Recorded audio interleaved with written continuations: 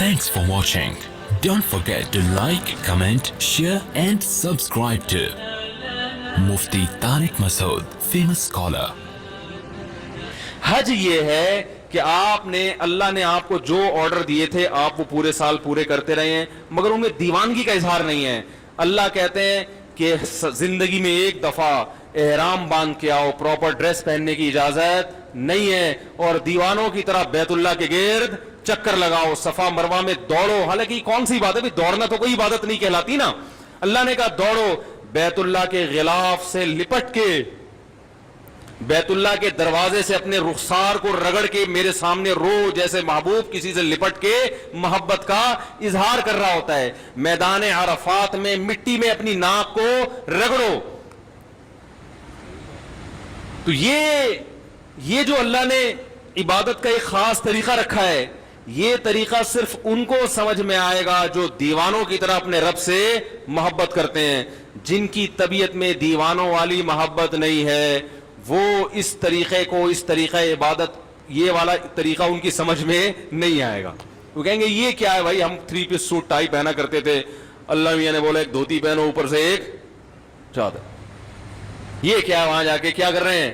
گھوم رہے ہیں، حجر اسود کو چوم رہے ہیں. کیا ایک پتھر ہی تو ہے بھائی، اس کو کیوں چوم رہے ہیں؟ بھائی بیت اللہ سے نسبت ہے اس کی، یہ اللہ کا گھر ہے. کیسے دیواروں سے لوگ رخساروں کو لگا رہے ہوتے ہیں وہاں. وہ شعر یاد آتا ہے، امر من الدیار دیار لیلا اقبل ذا الجدار وذا الجدار وما حب الدیار شغفن قلبی ولكن حب من سکن الدیار.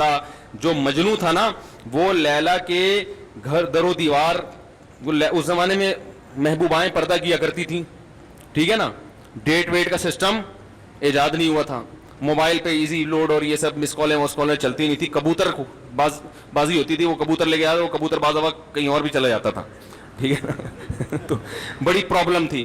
تو یہ جو مجنون ہے نا، یہ لیلا کے عشق میں کیا کر رہا ہے؟ اس کی دیواروں کے گرد چکر لگا رہا ہے، اور بڑے سخت پہرے ہیں غیرت مند مردوں کے، وہ نکلنے نہیں دیتے. تو یہ چکر لگا رہا ہے اور پھر محبوبہ کی دیواروں کو چوم رہا ہے.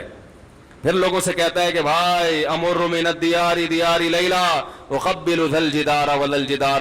لوگوں میں لیلا کے در و دیوار کے گرد گھومتا ہوں، کبھی اس دیوار کو چومتا ہوں، کبھی اس دیوار کو. لوگوں اتنا پاگل نہیں ہوں کہ مجھے دیواروں سے محبت ہو گئی ہے. وما حب الدیار شغفن قلبی. تم مجھے دیکھ کر پہلے ہی مجنوں کے تانے مجھے مل رہے ہیں، لوگ دیوانہ کہہ رہے ہیں، پاگل کہہ رہے ہیں اللہ کی قسم اتنا پاگل نہیں ہو کہ دیواروں سے محبت ہو جائے. ولیکن حب من سکن الدیار. ان دیواروں کی نسبت جس محبوب کی طرف ہے، اس محبوب کی محبت نے مجھے دیواروں کو چومنے پر مجبور کر دیا ہے. یہ رشتہ ختم ہو جائے. یہ دیواریں میری نظر میں 2 ٹکے کی نہیں ہیں. بیت اللہ کی دیواریں بھی سیمنٹ گارے کی بنی ہیں میرے بھائی، اس کا غلاف بھی کپڑے کا غلاف ہے، وہ کوئی مریخ سے نہیں آیا ہوا. یہی سیمنٹ، یہی بجری، یہی ریت، اسی سے وہ اینٹیں بنی ہیں. لیکن ان اینٹوں کو دیکھنے کے لیے،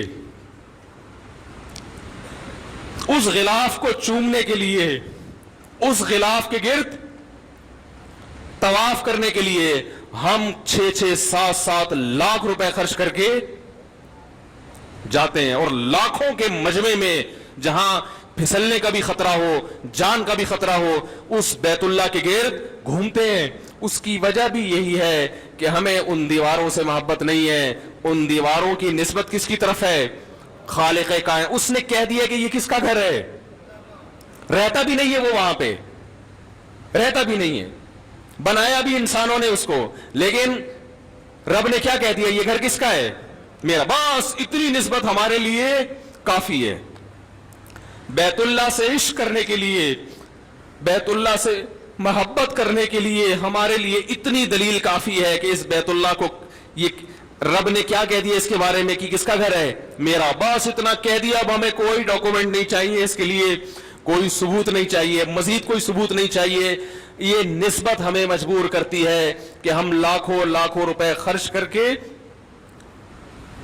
اس گھر کی زیارت کے لیے جاتے ہیں اور اپنا پسینہ وہاں جا کے بہاتے ہیں. کتنی ٹینشن میں نے بوڑھے بوڑھوں کو دیکھا ہے، بوڑھے لوگوں کو دیکھا ہے، کتنی ٹینشن. یہ تو آج بیت اللہ کی زیارت آسان ہو گئی. جب بیت اللہ کی زیارت آسان نہیں تھی، لوگ جب بیت اللہ پہ پہلی نظر پڑتی تھی بے ہوش ہو جایا کرتے تھے. अटैक हुए लोगों को, मौत हुई है लोगों की। तो ये इब्राहीम अलैहिस्सलाम ने अल्लाह का घर बनाया और क्या ऐलान किया, अल्लाह इस ऐसी जमीन पे घर बना रहा हूं जहां ना घास का तिनका और ना पानी, लेकिन तू इस जगह को ऐसा बना दे कि तहवी इलैहि अफइदतुन नास, कि लोगों के दिल इसकी तरफ लुढ़कना शुरू कर दें। कोई एंटरटेनमेंट की जगह नहीं है वहां पे। मरी में होता, स्विट्जरलैंड में होता तो हम कह सकते थे भाई असल में तो स्विट्जरलैंड है, नाम बैतुल्ला का लिया जा रहा है, देखना क्या चाहते हैं मौलाना साहब, स्विट्जरलैंड घूमना चाहते। अल्लाह ने ऐसी जगह बनाया, संगलाख पहाड़, ये तो अब आबाद हो गया, वरना तो आप जहाज में देखते होंगे चट्टाने, खुश संगलाख चट्टाने। ऐसी जगह बनाया कि यहां आने वाला सिवाय बैतुल्ला की मोहब्बत के इसके दिल में उसके अलावा और कोई जज्बा ना हो।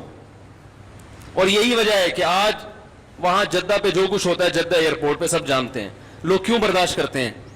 किसी और एयरपोर्ट पे इतनी सख्ती हो और ये कुछ हो, लोग उस मुल्क में जाएंगे, छोड़ देंगे। ये बैतुल्ला की मोहब्बत है जो लोगों को खींच के लाती है। तो अल्लाह ने हज क्यों रखा है, दीवानगी के इजहार के लिए। नबी सल्लल्लाहु अलैहि वसल्लम ने फरमाया, ज़ाक़ ताअमल ईमान मन रज़िया बिल्लाहि रब्बा व बिल इस्लामी दीना व बि मुहम्मदिन सल्लल्लाहु अलैहि वसल्लम नबिया। इस्लाम का जायका चख लेगा वो शख्स जिसने अल्लाह को अल्लाह मान लिया, नबी को नबी मान लिया और अल्लाह की किताब को किताब मान लिया। तो आपने फरमाया इस्लाम का जायका, इससे पता चलता है इस्लाम में क्या है, एक चाशनी, एक लज्जत जायका है। एक आप मुल्की कवानीन को फॉलो करते हैं, उसमें लज्जत नहीं है, चाशनी नहीं है, लेकिन जब अल्लाह के दीन पे चलते हो तो इसमें अल्लाह ने एक जायका भी रखा है, लुत्फ और मजा भी रखा है। लेकिन ये लुत्फ और मजा सिर्फ उन्हीं को महसूस होता है जो अल्लाह को अल्लाह होने के लिहाज से राजी हो जाते हैं और उससे मोहब्बत करना शुरू कर देते हैं। अल्लाह ताला से दुआ है कि अल्लाह ताला हमें भी अपने घर की जियारत नसीब फरमाए और जज्बे के साथ। उलमा कहते हैं वहां जाके बुराइयां करना, इससे वहां की जो एक रूहानी कुव्वत वहां मिलनी चाहिए थी, वो कुव्वत क्या हो जाती है, खत्म हो जाती। तो अल्लाह ताला हमें भी ज़ियारत नसीब फरमाए।